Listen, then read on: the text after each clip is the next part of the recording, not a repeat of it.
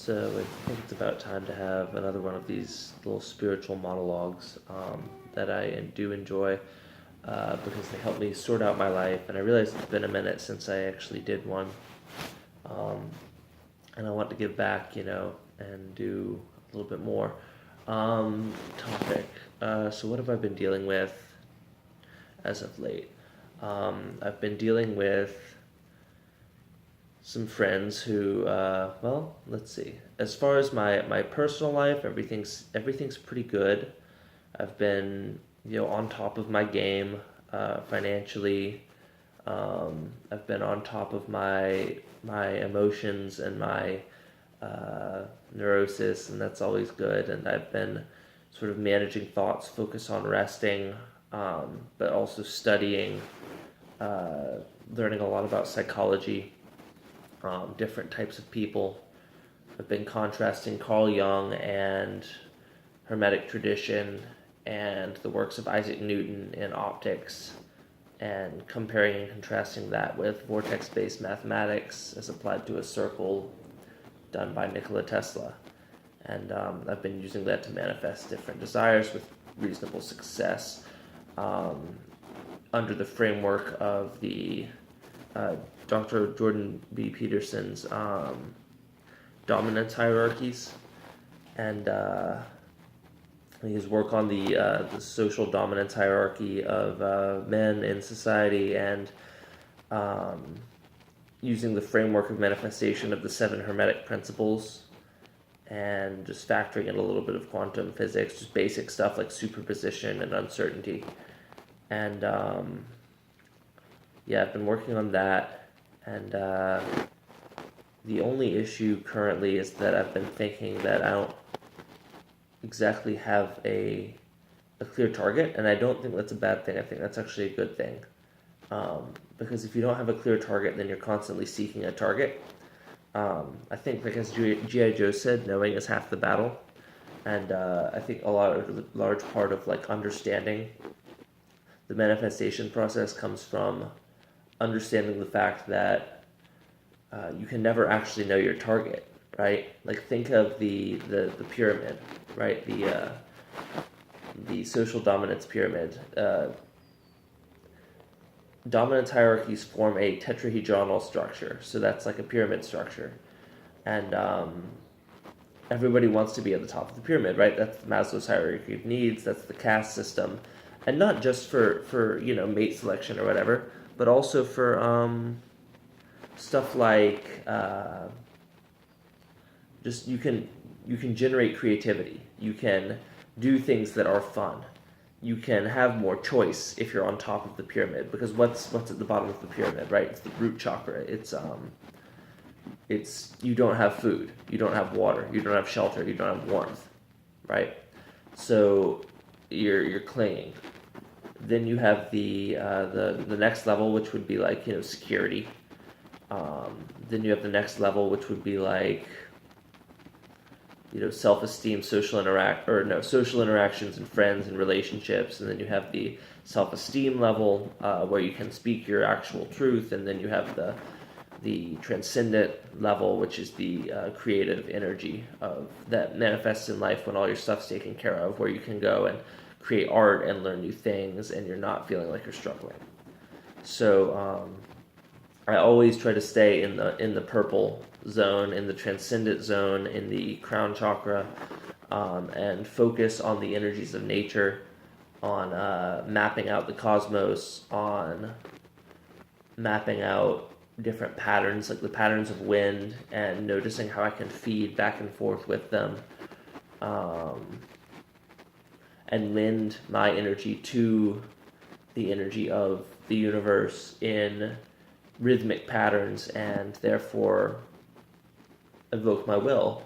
And that it ironically, but I think if you focus straight on the creativity, if you focus on getting the transcendence first, it's hard as fuck, because most people in the society are nihilistic, and they don't really think that there is any sort of transcendence from the self, because that's outside of the scope of their capability.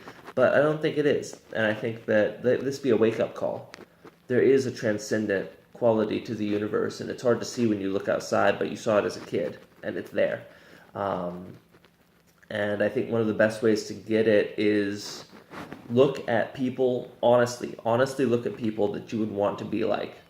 Maybe people that have a better schedule, maybe people that do more interesting things, maybe people that have more stuff, maybe people that are smarter. Whatever you wish to be, wherever you're weak, basically, work on that. Don't work on where you're strong, because there's less places for you to actually learn. So if you're a great athlete, but you're not a great musician, or you're a great musician, but you're not a great speaker, or you're a great speaker, but you're not a great artist, focus on the weaknesses.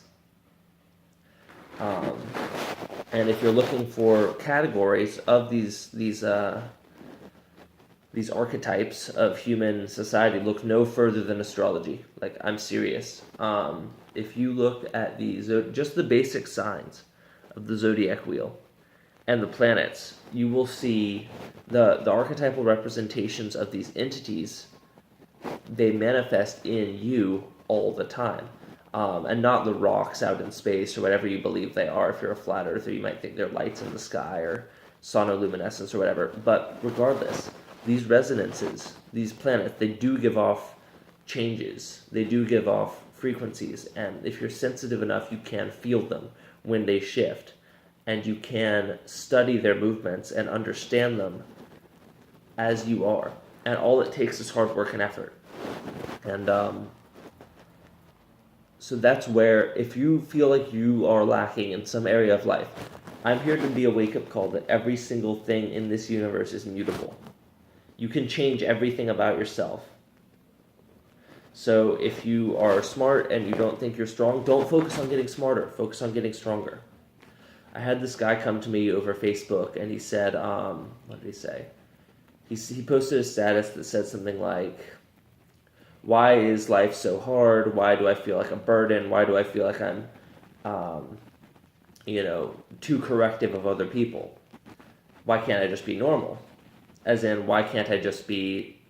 It was really a leading question. Like, why can't I be slow? Why can't I be stupid? And he was hoping that people would fawn after him, and some did. Usually they were mother figures, people coming in, older women saying, oh, no, you're perfect, honey, you're perfect. And I decided to come in and say, hey, you're not perfect. You should never be perfect. When you're perfect, you're dead.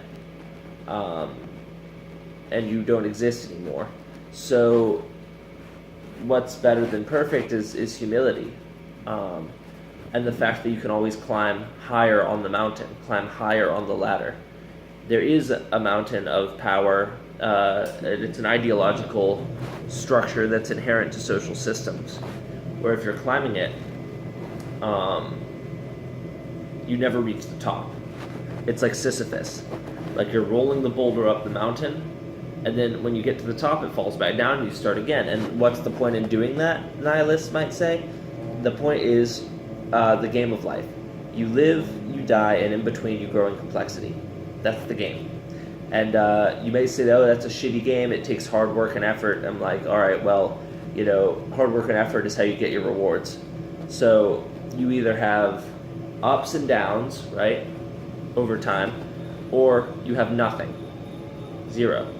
And remember, the universe is just zero. Infinity is just zero with a twist. So that's part of it. And I know that sounds cutesy, but it is what it is. And so this is my wake-up call to you guys. And the advice I gave him on how to get stronger and not smarter, because he's already smart, I would give the inverse advice to a strong person who felt like they were weak intellectually and verbally. I would tell them to, either go to Harvard, or go to a school where they could learn how to do these things, or something else, like watch a bunch of just relentlessly watch YouTube videos, stay out of the gym. You've already done that. What I told this guy who was so smart was eat jars of peanut butter and Brazil nuts and learn Brazilian Jiu-Jitsu. One, he would embrace a culture that is very social, very active, South American culture is the sacral chakra of the world. It's very giving, caring. Everything's based on the social interactions between the family members. It's very different than America. America is the sacral chakra, or America is the solar plexus chakra of the world, which is the North America is all about manipulation. If you think the indigenous people here, they were all about manipulating the environment, and they were all about, binding tents and teepees and such together from sticks and vines, and they were building things, and they were all about the ancestors and manipulating nature. And then if you think like Australia might be the heart chakra, the one that's more, they're all about love, and then Europe might be the throat chakra, the wants to speak things into enunciation, and Africa is the root chakra, because there's all the, like dangerous species and animals there that people have had to contend with for all of civilization. They're constantly humble in the face of this lady looking at. Anyway, they're constantly humble in the face of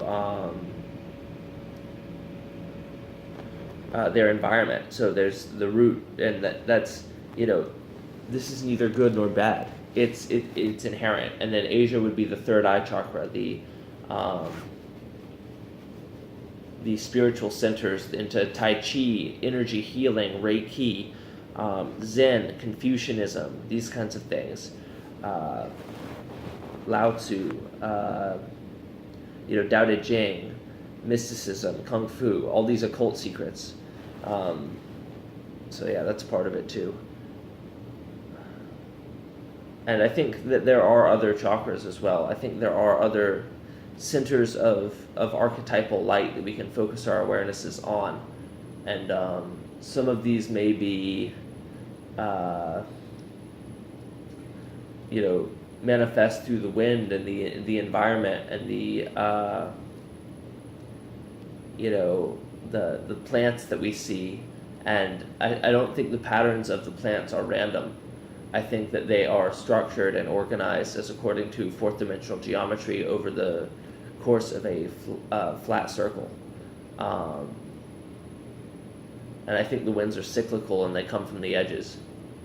And I think there's evidence of that, where certain trees will go along certain patterns, and if you map the patterns out from these trees over the course of a city even, and you'll notice that if you're attuned, you'll notice that similar energies flow in similar patterns. And you'll see the fact that certain trees, actually you'll learn to see other colors of light too if you pay attention to this. And I think that's very cool. And anyway, that's so far of what I've done. I'm working on fifth dimensional geometry, but I think that's just kind of the whole system as one. And then learning sixth and seventh and eighth dimensional geometry would be superimposing different laws of physics over this system, which I've begun to do. If you notice right now, my eyes are more blue, and different shades of light can make perceptions different.